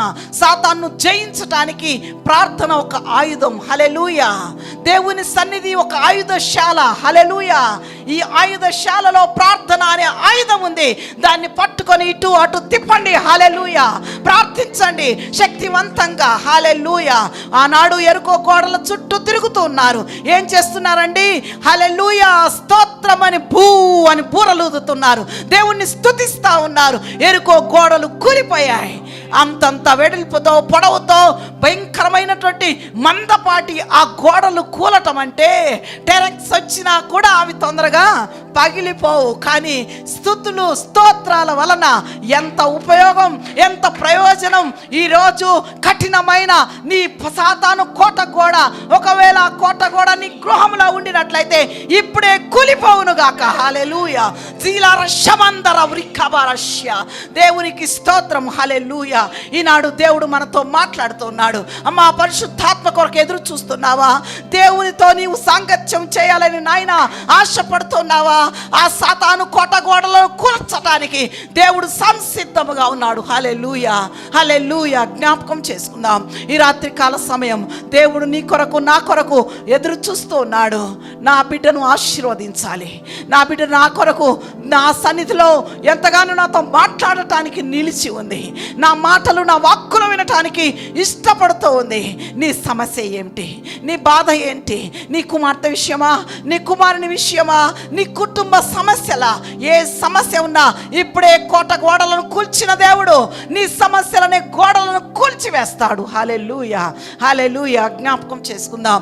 ఈ సమయం దేవుడు మనకు అనుగ్రహించినటువంటి సమయం. ఈ సమయము దేవుడు మనకిచ్చినటువంటి సమయం. ఈ సమయము దేవుడు మనతో మాట్లాడేటటువంటి సమయం. జ్ఞాపకం చేసుకుందాం. అది అర్ధరాత్రి వేళ. అపోస్తల కార్యంలో రాయబడినటువంటి మాటలను ఒకసారి చూద్దాం.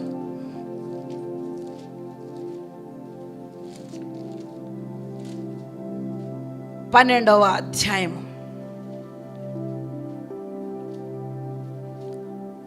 మొదటి నుండి మనం గమనించినట్లయితే దాదాపు అదే కాలమందు రాజైన హేరోదు సంఘపు వారితో కొందరిని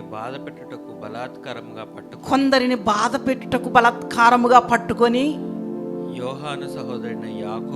యోహాను సహోదరుడైన యాకోబును ఖడ్గముతో చంపెను. ఇది యూదులకు ఇష్టమైన కార్యం ఇది యూదులకు ఇష్టమైనటువంటి కార్యము అని తెలుసుకొని పేతురుని కూడా పట్టుకొని ఆ దినములు పులియని రొట్టెల పండుగ దినము ఆయనని పట్టుకొని చెరసాలలో వేయించి పస్కా పండగైన పిమ్మట ప్రజల యొద్దకు అతనిని తేవాలని ఉద్దేశించి అతనికి కావలి ఉండుటకు 14 సైనికులను అతనికి అప్పగించిన దేవునికి స్తోత్రం. 5వ వచనంలో మనం గమనించినట్లయితే చదవండి. 5వ వచనం, పేతురు చెరసాలలో ఉంచబడెను. సంఘమైతే అతని కొరకు అత్యాసక్తితో దేవుని ప్రార్థన చేయుచుండెను. హల్లెలూయా. సంఘం ఏం చేస్తుందండి? అత్యాసక్తితో. పేతురు ఎక్కడ ఉన్నాడమ్మా? చెరసాలలో ఉన్నాడు. సంఘము అత్యాసక్తితో ప్రార్థిస్తుందంట. ఏమని? ప్రభువా, యాకోబు గారు చనిపోయారు, యాకోబు గారిని ఖడ్గంతో పొడిచి చంపేశారు, అంతకుముందు రాళ్లతో స్టెఫెన్ గారిని కొట్టి చంపేశారు, ఆయన ఇంత మంచి పరిశుద్ధులు లేకుండా పోతున్నారు, పేతురు గారు కూడా చెరసాలలో ఉన్నాడు అని మరి 12వ వచనంలో మనం గమనించినట్లయితే అక్కడ మార్కు అనబడిన మారు పేరు కలిగినటువంటి మరి మరియ ఇంటిలో చేరి వాళ్ళందరూ ప్రార్థిస్తూ ఉన్నారట. ఎవరు వాళ్ళందరంటే సంఘమంతా కూడా దేవా పేతురుని విడిపించండి. అది ఏంటి? అర్ధరాత్రి ప్రార్థన, అది సంపూర్ణ రాత్రి ప్రార్థన. ఆ రాత్రిలో మరి వీరు ప్రార్థిస్తుండగా దేవుడు పేతురుని దర్శించాడు. పేతురికి విడుదల ఇవ్వటానికి దేవుని దూతలను పరలోకము నుండి పంపించాడు. ఆ చెరసాల మరి ఆ యొక్క చెరసాల తెరవబడినట్టుగా వ్రాయబడి ఉంది. అదంతా తర్వాత మీరు చదువుకోండి. చెరసాల తెరవబడిందంట. వీరందరూ అత్యాసక్తితో ప్రార్థిస్తుండగా దేవుని కార్యం జరిగింది. పేతురైతే ఆ చెరసాల ఆ సంఖ్యలతో హాయిగా పడుకున్నాడు. నా దేవుడు నాకు తోడుగా ఉన్నాడన్న నిరీక్షణతో. అయితే ఇక్కడ ఈ యొక్క పేతురు గారు పడుకొని ఉంటే సంఘం అయితే నిద్రపోవట్లే, కునకట్లేదు. మరి ఎంతగానో వారు ప్రార్థిస్తున్నారు. ఎలాగ ప్రార్థిస్తున్నారంటే, ఇప్పుడు మీరు ఎట్లయితే ఆసక్తిగా చూస్తున్నారో, ఎట్లయితే ఆసక్తిగా వాక్యం వింటున్నారో, ఆ రోజు కూడా ఆసక్తిగా ప్రార్థించారు. ఎలాగైతే మీరు హల్లెలూయా స్తోత్రాలు చెప్తున్నారో, ఆ రోజు కూడా వారు హల్లెలూయా స్తోత్రాలు చెప్తూ ఉండగా పేతురు ఉన్నటువంటి చెరసాల తెరవబడింది. హల్లెలూయా, హల్లెలూయా, తెరవబడింది. చూడండి, ఇప్పుడు సెన్సార్ వస్తాయి కదా, మనం తలుపు దగ్గరికి వెళ్ళగానే తలుపు తెరుచుకుంటుంది కదా, సెన్సార్. షాప్లకు వెళ్తాం కదా, హాస్పిటల్స్కి వెళ్తాం, మనం ఇట్లా వెళ్తూ ఉండగానే పెద్ద గ్లాస్ ఉంటుంది, కానీ అది మనం వెళ్ళగానే ఇది ఎట్లా తెరుచుకోవాలి అనుకుంటాం. కానీ మనం ఇక్కడికి వెళ్ళగానే ఆ సెన్సార్ అది వెంటనే దానంతటదే మనం దగ్గరికి వెళ్ళగానే తెరుచుకుంటుంది. అట్లాగనే మరి పేతురు గారు ఆ యొక్క చెరసాల ద్వారం తెరవబడుతూ ఉండగా, పేతురు గారు వస్తూ ఉండగా ఆ ద్వారాలన్నీ తెరవబడుతున్నాయట. హల్లెలూయా, హల్లెలూయా. చూడండి, చెరసాల బ్రద్దలైంది, చెరసాల తెరవబడింది. పేతురు గారికి ఏ ఆటంకం లేదు. అప్పుడు ఆ అర్ధరాత్రిలో ఏం చేయాలో అర్థం కాలేదట. అక్కడ ఆ యొక్క వీధిలో నిలబడ్డారంట. నిలబడి నేను ఇప్పుడు ఎక్కడికి వెళ్ళాలి, ఈ అర్ధరాత్రిలో నేను ఏం చేయాలి అని ఆలోచిస్తూ ఉండగా ఒక ఆలోచన వచ్చిందట. అబ్బా, అక్కడ ప్రార్థన జరుగుద్దే, ఎక్కడ? మరియమ్మ గారింట్లో ప్రార్థన. ఎప్పుడు వారు ప్రార్థన చేస్తూ ఉంటారు కదా, అయితే అక్కడికే వెళ్తాం. చాలామంది అండి నిజంగా ప్రార్థన అనంటే ఒక ముద్ర వేయబడుతుందన్నమాట. ఎవరింట్లో ప్రార్థన జరుగుద్దో, ఎవరు ప్రార్థిస్తారో, ఎవరు ప్రార్థన చేయరో జనాలకు తెలిసిపోతుంది, భక్తులకు తెలిసిపోతుంది, సేవకులకు తెలిసిపోతుంది. అయితే మార్కు అనబడిన మరియ ఇంటిలో, ఆ యొక్క యోహాను తల్లి అయిన మరియ ఇంటిలో ప్రతిరోజు ప్రతి దినము ప్రార్థన జరుగుద్ది కదా. సరే, మెలకుగా ఉంటారేమో, అక్కడికి వెళ్దాం అనుకొని ఆ చెరసాల నుండి వచ్చేసి తిన్నగా వాళ్ళ ఇంటికి వెళ్ళి తలుపు కొడుతూ ఉండగా ఇలాంటి చిన్న పాప ఆ ద్వారాన్ని తెరిచింది. ఇలాగే ఆల్ నైట్లోనే కూర్చున్నారు. వాళ్ళందరూ కూడా ప్రార్థిస్తూ ఉన్నారు. తలుపు కొట్టుతూ ఉన్నప్పుడు ఈ యొక్క డోర్ నాక్ చేస్తున్నప్పుడు ఆ బిడ్డ వచ్చి ఎవరబ్బా అని ఎంతో ధైర్యంగా తీసినప్పుడు పేతురు గారు వచ్చారు. వెంటనే పేతురు గారిని లోపలికి రమ్మనట్లేదు, కానీ త్వరగా వెళ్ళి పేతురు గారు వచ్చేసారని చెబుతూ ఉండగా, పిచ్చిదానా, నువ్వు పిచ్చిదానివా? వాళ్ళు ప్రార్థన చేస్తున్నారు. పేతురు గారు రావాలని ప్రార్థన చేస్తున్నారు. పేతురు గారు విడుదల కొరకు ప్రార్థన చేస్తున్నారు, అత్యాసక్తితో ప్రార్థిస్తున్నారు. కానీ పేతురు గారు వస్తారని విశ్వసించలే, ఊహించలే. హల్లెలూయా. కానీ దేవుడు ఎంత గొప్ప అద్భుతం చేశాడు అంటే వారి దగ్గరకే పేతురు గారిని నడిపించాడు. ఈరోజు మన కాళ్ళ దగ్గరకే మన అవసరతలన్నీ తీర్చడానికి ఆ ప్రభు సంసిద్ధముగా ఉన్నాడు. కాబట్టి ఆ యొక్క పేతురు గారిని చూసి దేవుణ్ణి స్తుతించి ఆరాధించినటువంటి వారు ఈరోజు మనము కూడా దేవుని సన్నిధిలో ఎంతగానో ప్రార్థించాలి. ఈ సంపూర్ణ రాత్రి ప్రార్థనలో, ఆనాటి సంపూర్ణ రాత్రి ప్రార్థనలో పేతురు గారికి విడుదల దొరికింది. ఈనాడు మన కుటుంబాలకు విడుదల. హల్లెలూయా. మనకు విడుదల. ఏ సమస్య ఉన్నా ఇప్పుడే దేవుడు విడుదల కలుగజేయను గాక. హల్లెలూయా. దేవునికి స్తోత్రం కలుగును గాక. కాబట్టి ఈ రాత్రి కాల సమయంలో జ్ఞాపకం చేసుకుందాం. మనం ప్రార్థిస్తూ ఉండినప్పుడు అద్భుతాలు జరుగుతాయి. అదే అపొస్తల కార్యం 12వ అధ్యాయం 12వ వచనంలో వారు ఇట్లు ఆలోచించుకొని అని వ్రాయబడి ఉంటుంది. ఎట్లా ఆలోచించుకున్నారు మనము ఒకసారి చూద్దాం.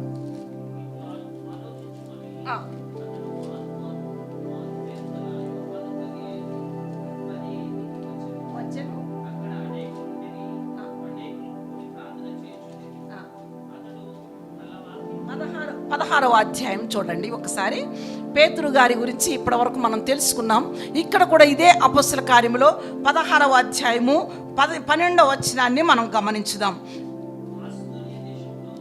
12వ వచనం చదవండి. 16:12 పట్టణము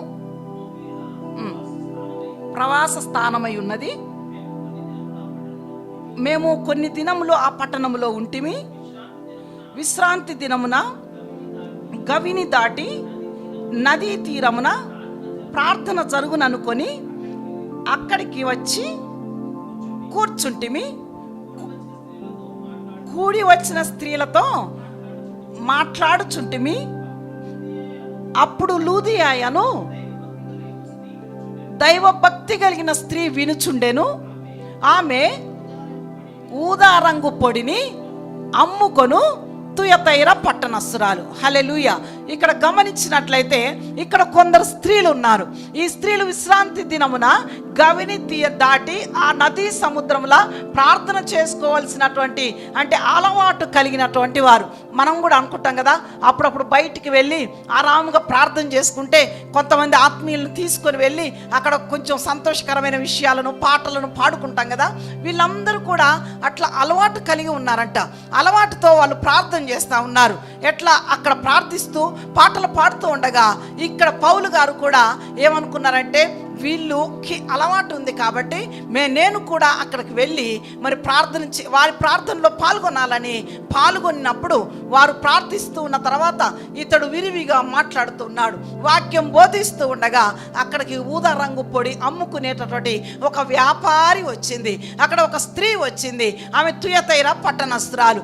ఆమె ఆ పొడిని అక్కడ పెట్టి ఆ వ్యాపారాన్ని అక్కడ పెట్టి వాక్యం వింటూ ఉంది. వాక్యం వింటూ ఉండగా ఆమె హృదయము తెరవబడెను. హల్లెలూయా. ఆమె హృదయము తెరవబడిందంట.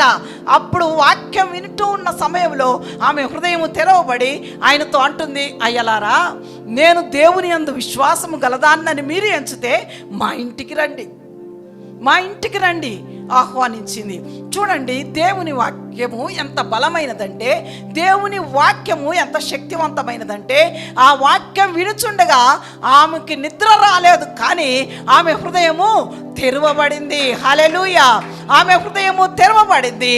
ఆమె వెంటనే అయ్యలారా అని పిలిచి ఇంటికి తీసుకొని వెళ్ళి ఆ కుటుంబీకులకు బ్యాప్టిజం ఇచ్చి ఆ కుటుంబీకులకు రక్షణను అనుగ్రహించటం జరిగింది. హల్లెలూయా. కాబట్టి జ్ఞాపకం చేసుకుందాం, ఈరోజు వాక్యం వింటున్నటువంటి మన హృదయాలు తెరవబడాలి. మన హృదయము తెరవబడినప్పుడు, దేవుని వాక్యం మన హృదయంలో నిలిచినప్పుడు ఆయన ఇచ్చే ఆశీర్వాదాలు నిండుగా మెండుగా కలిగి ఉంటాయి. హల్లెలూయా. హల్లెలూయా. కాబట్టి జ్ఞాపకం చేసుకుని ఈ రాత్రి కాల సమయం దేవుడు మరొక్కసారి మనతో మాట్లాడుతున్నటువంటి సమయం. ఈ రాత్రికాల సమయం దేవుడు మనల్ని దర్శించేటటువంటి సమయం. ఆనాడు పేతురు, యాకోబు, యోహానులకు కన్నులు భారముగా ఉండగా ఈ సమయము కూడా కన్నులు భారముగా ఉండే సమయం కదండి. కన్నులు భారమైపోతూ ఉన్నాయి. వాక్యం వింటూ ఉంటాం. ఏమి చెప్పిందో తర్వాత ఏం చెప్పారండి వచ్చినటువంటి సిస్టర్ గారంటే, ఏమోనండి కానీ భలే గట్టిగా మాట్లాడారండి, ఏమో కానండి భలే అరిచారండి. అవునండి, ఏమో అండి కానీ భలే చెప్పారు. చాలామంది నేను పరిచర్య మాది సిఎస్ఐ సంఘం అండి, అందులో రెవరెండ్గా మా వారు పాస్టర్గా ఉన్నారు. మేమిద్దరం పాస్టర్మలం కాబట్టి మేము వెళ్ళిపోవాలి, ఆయా ప్రాంతాలకు వెళ్ళాలి, సంఘాలకు వెళ్ళాలి, సంఘాలను దర్శించాలి, మరి చర్చెస్కి కూడా వెళ్ళి చర్చిలో ఆరాధన చేయాలి. అయితే కొందరు వచ్చి సంఘాల్లో వచ్చి కొందరు వచ్చి చెప్పే ఫలానా వాళ్ళు వచ్చారు అమ్మగారండి ఈవేళ ఎంత బాగా వాక్యం చెప్పారండి, భలే చెప్పారండి అని. ఏం చెప్పారమ్మా అనేదాన్ని. ఏమో కానండి భలే చెప్పారండి. అరే ఏమో కానండి భలే చెప్పారేంటి, మరి రాసుకోలేదా మీరు వాక్యం అంటే, రాసుకోలేదు అమ్మగారు కానీ భలే చెప్పారండి. భలే చెప్పటం కాదండి, వాక్యం మన హృదయంలో నింపబడాలి, వాక్యం మనం వినాలి, వినగలిగేటటువంటి చెవులను కలిగినటువంటి వారమై ఉండాలి. కాబట్టి రాత్రిలో దేవుడు మనతో అనేక విషయాలను మాట్లాడారు. కాబట్టి ఈనాడు మనం చేసేది ఒక పోరాటం. ఎవరితో పోరాటం? దురాత్మల శక్తులతో పోరాటం, దుష్ట ప్రభావాలతో పోరాటం, సాతాను కుతంత్రములతో పోరాటం. మన యుద్ధం మన ఆయుధం ప్రార్థన, మన ఆయుధశాల దేవుని సన్నిధి. కాబట్టి దేవుని సన్నిధిలో వచ్చి దేవుని సన్నిధిలో ప్రార్థించినప్పుడు ప్రతి విధమైన బంధకాలు తొలగిపోతాయి, ప్రతి విధమైన సమస్యలు పోతాయి. నా గర్భమును తెరచిన దేవుడు అనేకులకు నేను ప్రార్థిస్తుండగా గర్భాలు లేని బిడ్డల గర్భాలు తెరవబడ్డాయి. హల్లెలూయా, హల్లెలూయా. ఒక సహోదరికి 30 సంవత్సరాలు బిడ్డలు లేరు. ఒకసారి వచ్చింది నా దగ్గరికి, అమ్మా మాకు 30 సంవత్సరాలమ్మా. 30 సంవత్సరాలు అంటే ఇంకేముందండి చెప్పండి, పాపం ఈ వయసులో వచ్చి ప్రార్థన చేయమని అడుగుతుంది అనుకున్నా నేను. సరే పాపం ప్రార్థన చేయమన్నది కదా, ప్రార్థన చేశాను. ప్రార్థించి, ప్రభువా ఈ బిడ్డ గర్భం తెరవండి తండ్రి, ఆశగల ప్రాణం తృప్తిపరిచి దేవుడు కదా, ఈ బిడ్డ ఆశను తృప్తిపరచు ప్రభువా అని ప్రార్థన చేసి పంపాను. నేను కూడా అనుకోలేదు, ఇప్పుడు ఇందాక మరియమ్మ గారు పేతురు గారు వస్తారని అనుకోలేదు కదా, వాళ్ళు ప్రార్థన అయితే చేశారు. నేను కూడా నిజంగా అనుకోలేదు. కానీ కొద్ది రోజుల తర్వాత, 1 సంవత్సరం తర్వాత మళ్ళీ ఆమె నాకు కనబడింది. ఒక చిన్న బాబుని ఎత్తుకొని వచ్చింది. నేను అసలు మర్చిపోయినా, గుర్తుపట్టలేదు.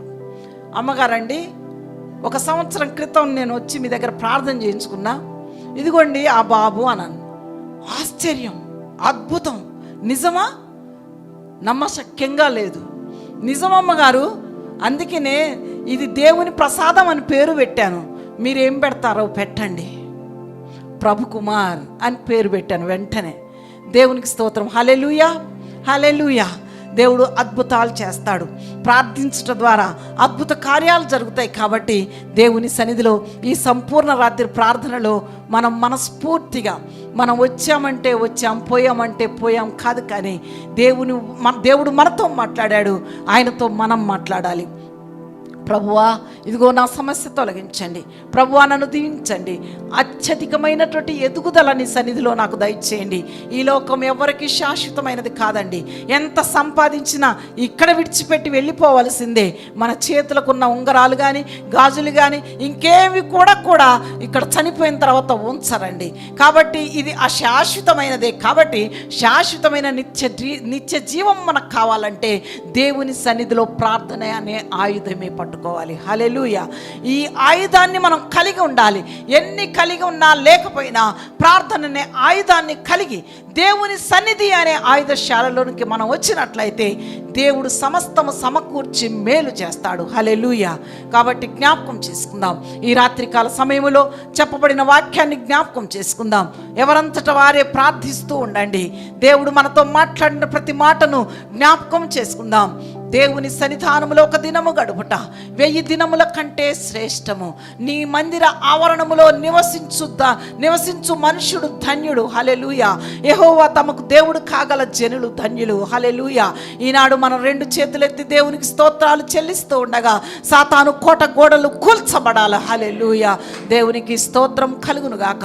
యాకోబు పోరాడినట్లుగా పోరాడాలి దేవునితో. హల్లెలూయా. కాబట్టి మోషే ప్రార్థించినట్లుగా ప్రార్థన చేయాలి. 40 దినాలు 40 రాత్రులు కూడా ప్రార్థన చేసినట్లుగానే దేవునితో గడిపినట్లుగా ఈ రాత్రిలో గడుపుదాం. ప్రియమైన దేవుని బిడ్డ, దేవుని కుమారుడా, దేవుని కుమార్తె, ప్రియమైన దేవుని జనమా, ఈ రాత్రిలో దేవుని సన్నిధిలో ఉన్నటువంటి మనము దేవుడు మాట్లాడిన ప్రతి మాటను బట్టి ఆయనకే స్తోత్రాలు చెల్లిస్తూ ప్రార్థన చేద్దాం. హల్లెలూయా. దేవుడు మిమ్మలను దీవించునుగాక. హల్లెలూయా. దేవుడు మీ కుటుంబాలను ఆశీర్వదించునుగాక. ఈ యొక్క వాక్యము, చెప్పబడిన వాక్యం మీ హృదయములో పతిలపరచబడునుగాక, మీ హృదయములో ముద్రింపబడునుగాక. హల్లెలూయా. ఈ యొక్క వాక్యము సాతానుడు ఎత్తుకొన పోకుండానట్లుగా దానికి దేవుడు కంచె వేయునుగాక. హల్లెలూయా. హల్లెలూయా. హల్లెలూయా. దేవునికి స్తోత్రం, స్తోత్రం, స్తోత్రం, స్తోత్రం.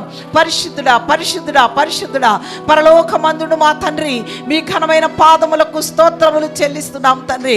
మేము సంపూర్ణమైన భక్తితో మాన్యతతో కలిగినటువంటి వారమై నాయన రాజుల కొరకు, అధికారుల కొరకు, నాయన నాయకుల కొరకు, అయ్యా మా దేశం కొరకు మేము ప్రార్థించవలసిన బాధ్యులము తండ్రి. అయ్యా మేము ప్రార్థిస్తున్నాం ప్రభువా, నీకు స్తోత్రాలు నాయన. ప్రార్థన శక్తివంతమైనది, ప్రార్థన బలమైనది నాయన. హల్లెలూయా. హల్లెలూయా. దేవా నీకు స్తోత్రము నాయన. తండ్రి నీకు స్తోత్రం, స్తోత్రం ప్రభువా. పరిశుద్ధుడా మీకు వందనాలు. దేవా నీకు స్తుతి కలుగునుగాక, స్తోత్రములు కలుగునుగాక. వందనాలు తండ్రి, వందనాలు. హల్లెలూయా. ప్రార్థిస్తూ ఉండండి. ఇది నిద్రా సమయం, ఇది నిద్రా సమయం, ఇది నిద్రపోయేటటువంటి సమయం. నిద్రను ఆపుకొని, నిద్రను జయించి ఇప్పుడు మీరు ప్రార్థించినట్లయితే దేవుడు ఆకాశపు వాక్కిండ్లను విప్పనై ఉండగా ఆ దీవెనలు పట్టుకొని వెళ్దాం మన గృహానికి. హల్లెలూయా. అనారోగ్యమా, అనారోగ్యమా, దేవా ఈ రాత్రిలో నాలో ఉన్న అనారోగ్యమును తొలగించండి ప్రభువా. హల్లెలూయా. హల్లెలూయా. దేవా నీకు స్తోత్రాలు నాయనా.